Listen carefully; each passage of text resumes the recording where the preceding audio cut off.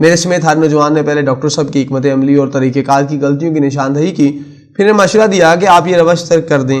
اس کے بعد اگر کسی کے ذہن میں کوئی سوال تھا تو اس نے کیا۔ اول تو ہم جذباتی نوجوانوں کے پاس کوئی سوال تھا ہی نہیں، ہم تو ڈاکٹر اسرار صاحب کے سامنے اپنی علمی قابلیت بھگارنے اور انہیں چاروں شنچت کرنے آئے تھے۔ آپ خود سوچیں کہ ڈاکٹر اسرار جو اس وقت صرف 35 سال کے تھے، انہوں نے کس تحمل اور بردباری کے ساتھ ہمارے خرافات کو سنا ہوگا۔ اگرچہ مسکراہٹ ان کا خاصا نہیں تھی، لیکن محسوس ہوتا تھا کہ وہ زیر لب مسکرا رہے ہیں۔ لاتعداد بپھرے ہوئے نوجوان جب سوالات کر کے تھک گئے تو ڈاکٹر صاحب نے اس فکرے سے آغاز کیا کہ مجھے اپنی تقریر کے جواب میں اپنے دوستوں کی پرمغز اور مدلل تقریروں نے بہت لطف دیا۔ ان میں لاتعداد سوالات ایسے ہیں جن پر میں آئندہ اپنے مطالعہ کے دوران غور کروں گا اور پھر کبھی ایسی ہی کسی تقریر میں آیا تو جواب دوں گا۔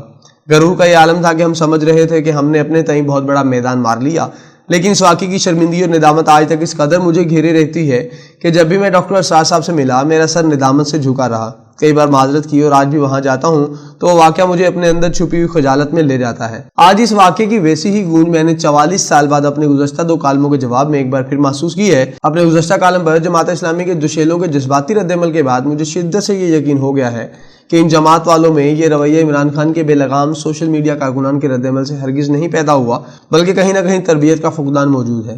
ایسا رویہ شروع دن سے ہی موجود تھا، مگر اس کی طرف کسی نے کبھی نشاندہی نہیں کی، اور آج یہ ایک ببول کا درخت بن چکا ہے۔ سراج الحق صاحب کے بیان کے حوالے سے جب میں نے ان کی حمایت میں کالم لکھنے کے آغاز میں ہی جماعت اسلامی کی میڈیا ٹیم اور سوشل میڈیا جہادیوں کے رویوں کا ذکر کیا تو مجھے بخوبی اندازہ تھا کہ میرے ساتھ وہی سلوک ہوگا جو ہم نے 44 سال پہلے ڈاکٹر اسرار صاحب کے ساتھ کیا تھا۔ جماعت اسلامی کے پروانوں اور فرزانوں نے اپنے کمنٹس میں وہ سب کچھ سچ کر دکھایا جو میں نے لکھا تھا۔ میری فیس بک اور ٹویٹر پر کالموں کو نیچے الزامات بھرے کمنٹس پڑھ لیں تو میری بات پر یقین کے سوا کوئی چارہ نہ ہوگا۔ میری حیرت کے لیے کافی تھا کہ اس میں عام کارکنان نہیں بلکہ بڑے بڑے اہم لوگ بھی شامل تھے جنہیں میں ذاتی طور پر جانتا ہوں۔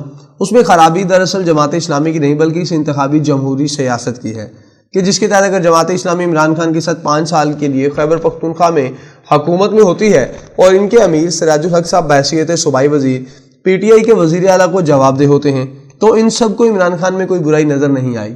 لیکن اب چونکہ راہیں جدا ہیں اور کسی ایک کو رد انقلاب ثابت کرنا ہے تو پھر اس وقت عمران خان ساری برائیوں کی جڑ ہے۔ یہی وجہ ہے کہ جب کوئی میرے جیسا لکھاری عمران کے کسی فعل یا وقتی رویے کی تعریف کر دے تو ان کے الزامات کی زد میں آ جاتا ہے۔ گزشتہ دنوں فیڈرل شریعت کورٹ کے بعد جمعیت کے ایک شعلہ بیان نوجوان نے مجھے کہا، ہم پہلے آپ کو بہت دل سے پڑھتے تھے لیکن جب سے آپ نے عمران نیازی کی تعریف شروع کی ہے ہم نے چھوڑ دیا ہے۔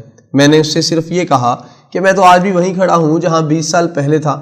میں نے 20 سال امریکہ کے خلاف طالبان کی حمایت کی تھی جبکہ لاتعداد مذہبی سیاسی لیڈر ڈاواڈول ہو گئے۔ آج بھی جو اس امریکہ کے مخالف ہوگا میں اس کے اقدام کی تعریف کروں گا۔ آپ ایک جمہوری سیاست کرنے والے لوگ ہیں، آپ کا کیا بھروسہ آپ کل پھر عمران خان کے ساتھ مل کر حکومت بنا لیں تو کیا میں آپ کے ساتھ ساتھ بدلتا رہوں؟